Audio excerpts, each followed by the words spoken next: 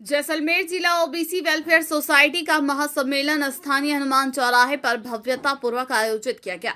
महासम्मेलन के अतिथियों में श्री श्री 1008 कान भारती, श्री श्री 1008 बाल भारती, महाराज गजरूप सागर भट्ट, श्री नारायण भारती, उमा महेश आश्रम वैसाखी महाराज, राजेंद्र गहलोत राज्यसभा सांसद, महेंद्र गहलोत अध्यक्ष केस कला बोर्ड, गिरधारी लाल तंवर प्रदेशाध्यक्ष लोकतांत्रिक सुरक्षा पार्टी, हुकम सिंह प्रदेशाध्यक्ष मूल ओबीसी आरक्षण संघर्ष समिति, रणछोड़ सिंह राष्ट्रीय गणतांत्रिक पार्टी ओबीसी वेलफेयर सोसाइटी के अध्यक्ष कर्नल अचलाराम द्वारा मंचासीन अतिथियों का साफा व दुपट्टा पहनाकर स्वागत किया गया।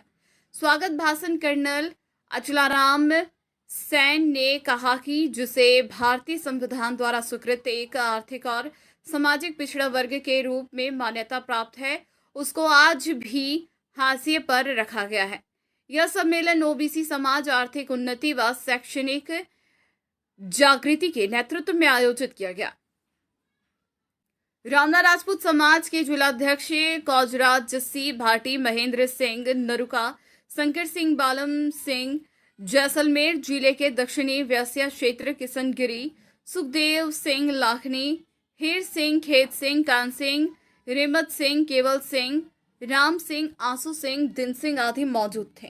महेंद्र जी गहलोत जो केस कला बोर्ड के चेयरमैन हैं और राज्य मंत्री हैं, वो हमारी बात को वहां तक राज्य सरकार तक पहुंचाएंगे। और सौभाग्य है कि हमारे बीच राज्यसभा के सांसद आदरणीय राजेंद्र जी गहलोत साहब पधार गए हैं। वो प्रतिनिधि हैं केंद्र सरकार के, वो माननीय मोदी जी तक हमारी बात पहुंचाएंगे। आप जोरदार तालियों से हमारा इस बात का समर्थन कीजिए कि मूल ओबीसी के हकों से वंचित मत कीजिए, ये ठीक बात नहीं है।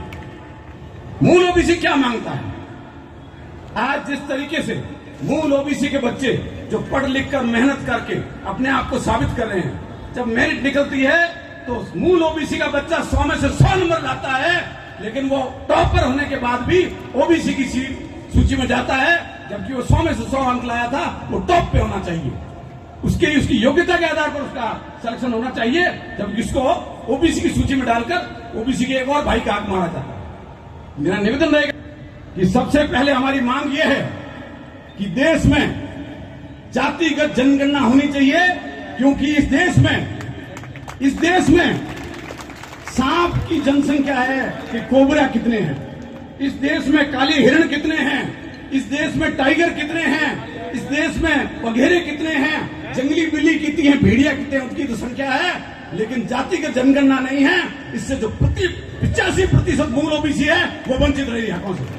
मेरा इस मंच से अनुरोध है, आग्रह है, विनती है, निवेदन है कि सबसे पहली मांग हमारी ये है कि मूल ओबीसी की यह मांग है कि पूरे भारत में जातिगत जनगणना होनी चाहिए। और आपसे अनुरोध है कि आप जातिगत जनगणना में अपनी जाति का नाम लिखवाइए और ओबीसी लिखवाइए साथ में, ताकि आपको हक मिल सके। नंबर 2, हम यहाँ बैठे जो और बाद में जो लठ के जोर पर आ गए हैं, वो आरक्षण सारा खा गए हैं, ये हम सहन नहीं कर पाएंगे।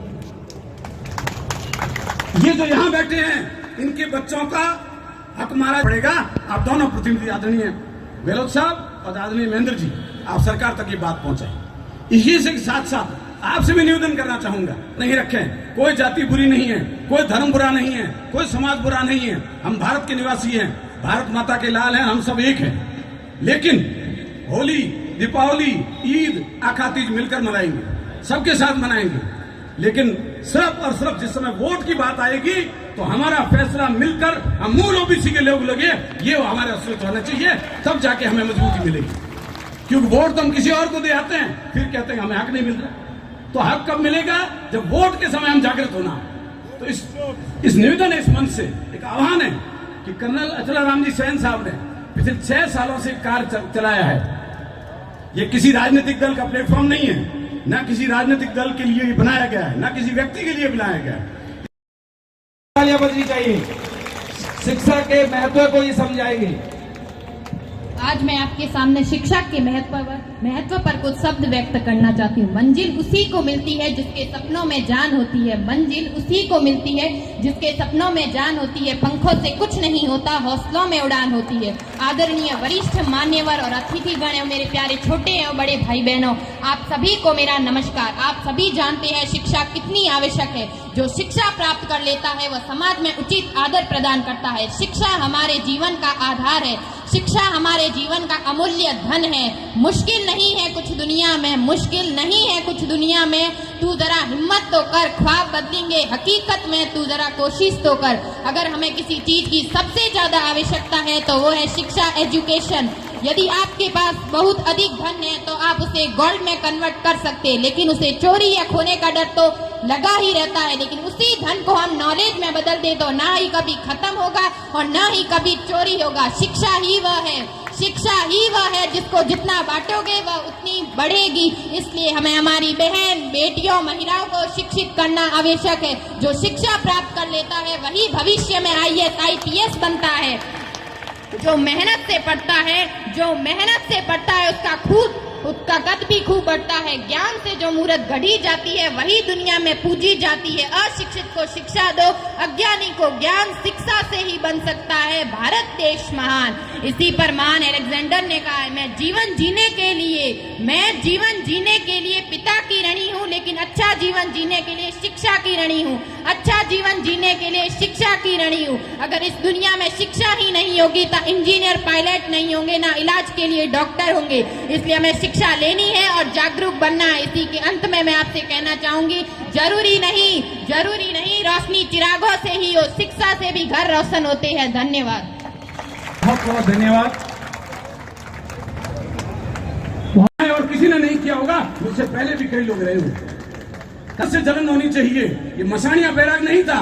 ये सोच होनी चाहिए, विचार होना चाहिए कि मैं कभी किसी को याचक नहीं बनाऊंगा कि लोग मेरे पीछे हाथ जोड़ के घूमे।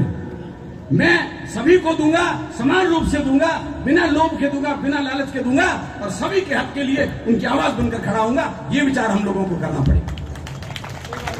कि कर्नल जलाराम जी ने पिछले 6 साल में बिना किसी राजनीतिक पार्टी के सहयोग लिए हम मूल ओबीसी समाज के लिए जो संघर्ष किया है वो तब तक सफल नहीं होगा जब तक आप अपने घर से बाहर नहीं निकलेंगे, अपने गांव से बाहर नहीं निकलेंगे, ये आवाज नहीं लगाएंगे। क्योंकि अभी जो मैंने देखा, कश्यप जी ने कहा कि धारा 370 का किसको पता है, तो सबके हाथ खड़े हो गए, और धारा 340 का कहा किसी को नहीं पता। अरे आपके हक की बात तो 340 में है, 370 तो कश्मीर वाले जाने, उनका काम जाने। मैं ये नहीं कहता कि वहां क्यों हटाया, क्या है, ये प्रश्न नहीं है।